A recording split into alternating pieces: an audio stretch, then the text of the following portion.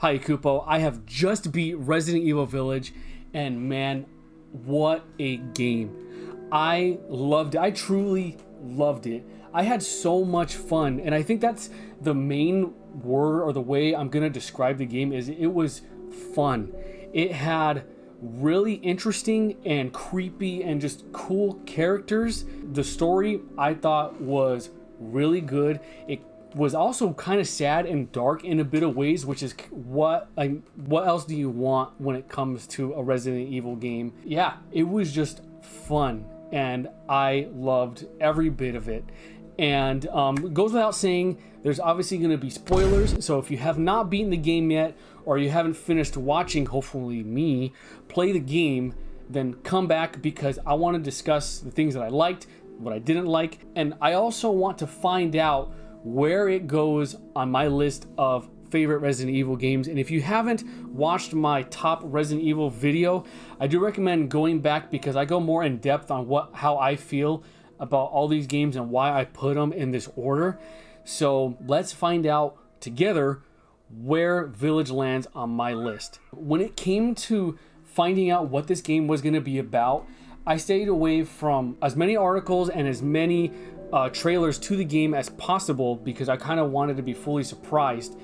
And with the game opening up with Chris and his team mowing down Mia, I mean, that was a way to start the game and just a way to ask why he did that. Why were they there? Why did they kill Mia? I want answers. That's kind of what I was saying to myself this whole time is I want answers to everything. Actually, we got more than what I could have asked for because we find out the origin of the Umbrella logo, that Oswald Spencer, one of the co-founders of Umbrella, was Mother Miranda's students or one of her students, and he stole the logo from the village as kind of like a nod to Mother Miranda, which I thought was interesting. Finding out that the whole point was to save our daughter and later find out that she was cut into pieces and given to the four lords, which is Lady Dimitrescu, Donna Benedito / Angie, her psycho demonic ventriloquist doll, Salvador Moreau, and Heisenberg, which I do think those characters, I really liked them. They're memorable characters, and even just this game had a lot of memorable moments, whether it was meeting the family for the first time in the way that they were bickering about who gets Ethan, and even running away from the traps that Heisenberg had, whether it was running through a very skinny hallway with lichens trying to get you, or the spikes coming down to just like out of Resident Evil 4. That whole scene, like, I'm gonna remember that. Looking back at this game, that's gonna come to mind. Or even the boss battles when it comes to finally fighting the lords.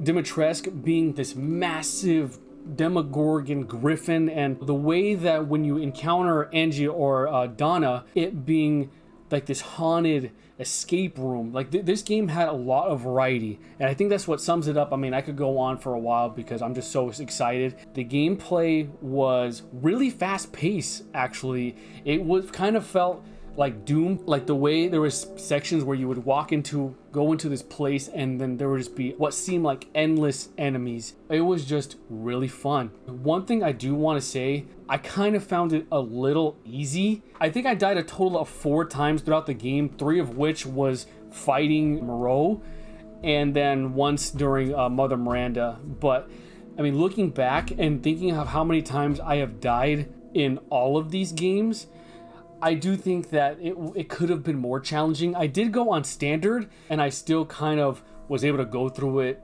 almost no problem. And I actually did explore a lot. Oh, and the map. I've read an article that someone described it as like a horror Disneyland. And I agree with that. It wasn't like RE4 or even like the Resident Evil 3 remake to where you kind of walk straight and you go on this path and you'll do fine. And then like the original trilogy or even 7 of where you have this big area and you just explore and you have to go here to get this and that. It was just like that, but with a massive village or a castle or a factory or a haunted house. I really liked how open the map was. The game looked very good. It was a beautiful looking game. Whether going into a corridor or the castle or even the village, and how as time went on, the sun began to rise. I really enjoyed those details, and it was a very beautiful looking game. One thing I didn't like, and that just comes to mind, the final battle between Ethan and Mother Miranda was disappointing. She wasn't really hard to beat. And then defeating her and thinking like, oh, okay, second form, giant, huge monster, because all the other lords had a giant, disgusting form, and I was expecting that, but it didn't happen. I just blasted Miranda with all the firepower I had, and that was it. Even though this boss battle was fun and it was intense, it was not what I was expecting. Looking back, I think that's the only thing I didn't like. A couple things I forgot to mention is the fact that Duke is just, he's a really cool character. I like that they brought back the merchant system, and I really like the nod to RE4 with the famous quote, "What are you buying?" I mean, I'm pretty sure everyone knows that line. And I liked the role that he actually played, because the merchant in RE4 didn't have any role other than buy stuff and sell stuff for me. Ethan was able to talk to him and interact with him in ways that affected the story. And then the twist at the end, we find out that Ethan has been dead this whole time. That Jack Baker murdered him in the beginning of the 7th one. Are you kidding me? My jaw was, oh, I wish I had a face cam when it came to that part, because I was just like, whoa, that makes sense. There was something special about Ethan, and the thing that's special about him is that his body and the mutamycite was the perfect companion. Like, they went together perfect to where he became like a mold man. When after everything that had happened, trying to save Rose and finding the truth that Ethan has been dead this entire time, the final walk to Mother Miranda is something that I probably won't forget, or something that I always think about when I look back at this game, because Ethan is just beat up. He just got his heart ripped out, and the fact that he is dead this whole time and he has to save his daughter, just the walk, just everything around him. There's lichens falling out of the mutamycete or the Kato. They're just falling right in front of him, and he's just walking by, just ignoring, like, this doesn't even matter. This is below me. One thing matters is that I'm going to save my daughter. It was a really cool feeling, and it was just a really cool moment in the game. Another quick add-on, I'm editing the video right now, but I forgot to talk about the music. The music was awesome. It really added to the tension, the suspense, and also I really loved the save room music. It was a combination of RE4. You could really tell the influence from the 4th game, but it was like its own rendition and its own little flavor to it, and I really liked it. The save room music is probably the most iconic across the board when it comes to Resident Evil, and this was nothing different. This was really good music, or just across the board, a really good score. So music, very good in this game. I don't know, it was a really good game. And even looking at this list, I don't know where this could fit. All I do know is that it's going to be above these 5. Even though RE4 is a classic in every way, shape, or form, and if you've watched my video on this list, I think it's overrated. And Village having a lot of inspiration from the 4th one, and going back to the talks of a remaster or a remake, I mean, this could easily be the remake or the spiritual successor that everyone has been asking or been wanting. I'm trying to find the words to go, because it was just fun. And RE3, it's classic, but I don't know, this one, 3 was also fairly easy. It's definitely not going to go at the end, but RE3 was the easiest one out of the trilogy, and it kind of it didn't really have much new to offer besides you kind of have options. It kind of gave you like almost like a quick time event to where, do you want to do this, or do you want to do that? Do you want to go this way, or do you want to do that way? I don't know. I think it's going to have to go above RE3 for me. The biggest question, does it go in front of 7, or does it stay here? Like I said before, Village, it had a lot of memorable moments, and I really can't remember much about 7, but this game is 4 years old, and I haven't played it out completely in a while, but there's not really much to remember about it. I mean, the only thing I can remember is that famous dinner scene and Mia chopping our hand off. But the moments of meeting the family, escaping Heisenberg's traps, or even the interaction we've had with Dimitrescu and her daughters, trying to escape Donna's haunted house of horrors with like that crazy demonic baby straight out of PT, the waters of Moreau, and then just that boss battle with Heisenberg. That was when I really told myself, wow, this game has variety. And I don't remember if I was like that with the 7th one. I never recorded it. I bought it and I played it. I don't remember too much about the bosses. I mean, we fought Jack a bunch of times. The mom, I remember being very gross in that sack on her stomach. I don't know if it should go in here, if we should do this or not. Because one thing that 7 has over Village is that 7 is a straight up horror game, which is why one of the reasons why I love it. When hearing that people complained because 7 was too scary and why that they kind of made a balance with Village, I was really nervous.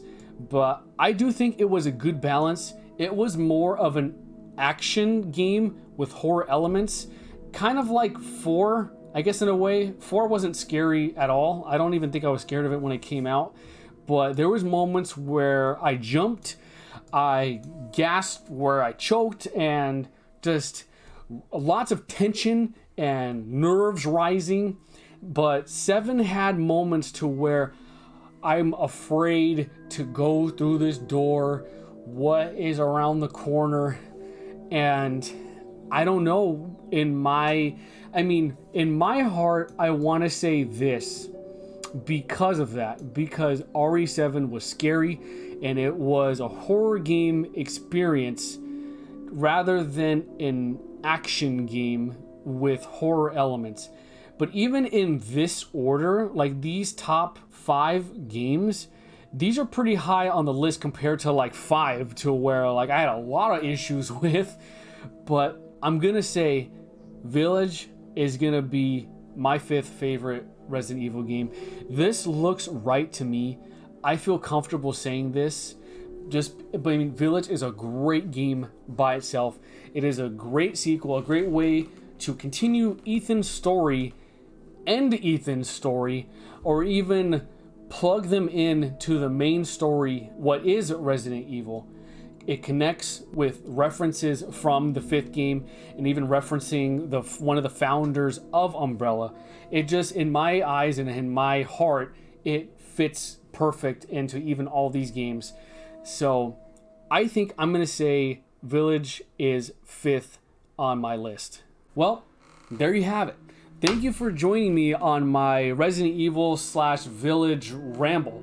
Like I've said in my other video, I could talk about Resident Evil for hours. I just like discussing it. All these different experiences, all these games had something different to offer. All of these games have a different memory from my life and where I was in my life and how I felt playing these games. And I would love to know how you felt about Village. Maybe you didn't like it, because there's at least one guy in particular on TikTok that I know that didn't like it. And that's his opinion. I disagree. I loved it. I really liked it. And I want to know if you agree with me, or even if you don't agree. This is something I want to discuss. Where does it fit on your list of RE games? But yes, thank you for watching another Resident Evil under my belt. It just feels good to look at this list and say, wow, I did it. And boy, look how far we've come in this series. And with that, I want to thank you guys for watching. Be sure to like and subscribe, and I will see you next time. KupoCola signing off.